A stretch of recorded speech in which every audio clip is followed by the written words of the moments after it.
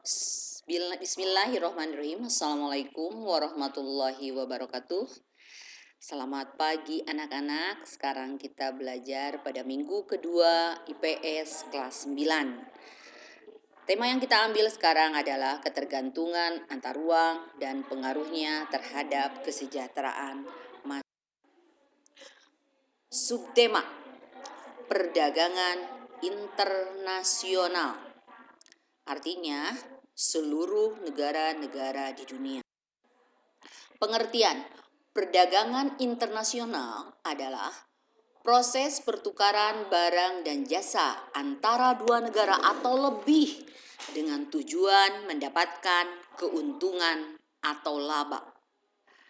Bisa juga pengertian perdagangan internasional adalah merupakan kegiatan transaksi dagang antara satu negara dengan negara lain, baik mengenai sebuah barang ataupun jasa yang dilakukan melewati batas suatu negara. Perbedaan perdagangan internasional dengan perdagangan dalam negeri adalah, lihat ciri-cirinya nak. Perdagangan internasional: 1. Kegiatannya dalam wilayah antar negara. 2. Pembeli dan penjual tidak berinteraksi langsung. 3. Mata uang yang digunakan berbeda. 4. Dikenai bea masuk. 5. Biaya angkut lebih mahal. 6. Kualitas barang harus sesuai standar internasional. 7. Peraturan perundang-undangan berbeda atau berdasarkan hukum internasional. Sedangkan ciri-ciri perdagangan dalam negeri: 1. Kegiatannya dalam wilayah suatu negara. 2. Pembeli dan penjual bisa berinteraksi langsung. 3. Mata uang yang digunakan sama. 4. Tidak dikenai bea masuk. 5. Biaya angkut lebih murah. 6. Kualitas barang bervariasi. 7. Peraturan perundang-undangan yang berlaku adalah hukum nasional. Sekarang kita bahas mengenai faktor pendorong terjadinya perdagangan internasional. 1. Perbedaan sumber daya alam yang dimiliki oleh setiap negara. 2. Perbedaan tingkat kualitas sumber daya manusia. 3. Perbedaan ilmu pengetahuan dan teknologi. 4. Perbedaan budaya suatu bangsa. 5. Perbedaan harga barang, upah, dan biaya produksi.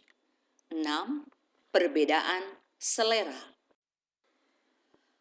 Manfaat dan hambatan perdagangan internasional. Manfaatnya: 1. Setiap negara dapat memenuhi kebutuhan barang dan jasa. 2. Setiap negara menciptakan spesialisasi produk. 3. Mendorong kegiatan produksi setiap negara. 4. Meningkatkan persahabatan antar negara. 5. Mendorong kemajuan iptek karena setiap negara ingin meningkatkan kualitas dan kuantitas barang. 6. Mendorong pertumbuhan ekonomi dan mengurangi pengangguran. Hambatan perdagangan internasional. 1. Perbedaan mata uang antar negara. 2. Ketidakstabilan politik, ekonomi, dan keamanan negara. 3. Kebijakan perdagangan internasional seperti adanya kuota, penetapan bea ekspor dan impor, dumping, proteksi, dan lain-lain.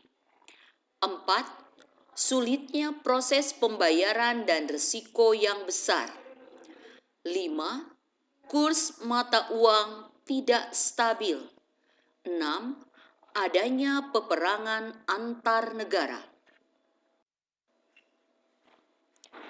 Tugas individu.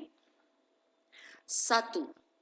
Dalam hambatan perdagangan internasional, ada istilah politik dumping dan kuota. Jelaskan apa yang dimaksud dengan politik dumping dan kuota tersebut. 2. Adakah manfaat yang dapat kalian rasakan sebagai pelajar dengan adanya perdagangan internasional tersebut?